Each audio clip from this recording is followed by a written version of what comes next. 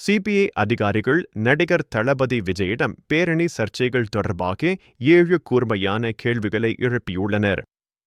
இந்த கேள்விகள் 7 மணி நேர தாமதம், கூட்டத்திற்கு குடிநீர் பாட்டில்கள் இல்லாமை, காவல்துறையுடன் செய்த ஒப்பந்தத்தை மீறல், கரூர் பேரணி தொடர்பான கூட்டங்கள், சந்திப்புகள், நேர மாற்றம், கூட்ட நிர்வாக பிரச்சினைகள் என அனைத்தையும் உள்ளடக்கியவை. இந்த விசாரணை உயர் வோல்டேஜ் போல மிகவும் தீவிரமடைந்துள்ளது. சிபிஐயின் முதல் கேள்வி, பேரணிக்கு ஏன் 7 மணி நேரம் தாமதமாக வந்தீர்கள்?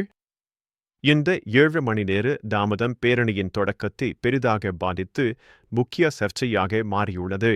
இரண்டாவது கேள்வி, கூட்டத்திற்கு ஏன் குடிநீர் பாட்டில்கள் வழங்கப்படவில்லை? பெருந்திரளில் கூட்டத்தில் கலந்து கொண்டவர்களுக்கு குடிநீர் கூட வழங்கப்படாதது பெரும் குறைபாடாக கருதப்பட்டுள்ளது. மூன்றாவது கேள்வி, காவல்துறையினருடன் செய்த ஒப்பந்தத்தை ஏன் மீறினீர்கள்? பேரணி தொடர்பாக காவல்துறையுடன் ஏற்படுத்திய ஒப்பந்த நிபந்தனைகளை மீறியது குறித்து விளக்கம் கோரப்பட்டுள்ளது.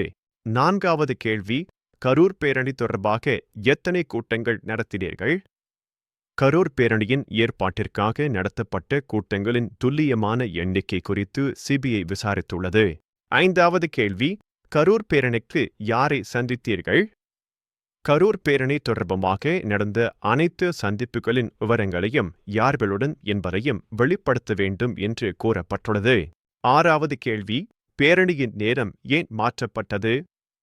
பேரணியின் திட்டமிட்ட நேரத்தை ஏன் திடீரென மாற்றினீர்கள் என்பதற்கான தெளிவான காரணம் கேட்கப்பட்டுள்ளது. ஏழாவது மற்றும் இறுதி கேள்வி, கூட்டத்தை ஏன் சரியாக நிர்வகிக்கவில்லை? கூட்ட நிர்வாகத்தில் ஏற்பட்ட அனைத்து குறைபாடுகளுக்கும் ஏன் சரியான ஏற்பாடுகள் செய்யப்படவில்லை என்பது குறித்து விளக்கம் தேவை. இந்த சிபிஐ விசாரணை மேலும் தீவிரமடைந்து வருகிறது. நடிகர் விஜயின் பதில்கள் மற்றும் இந்த விசாரணையின் இறுதி முடிவுகள் அரசியல் வட்டாரங்களில் பெரும் எதிர்பார்ப்பை ஏற்படுத்தியுள்ளன.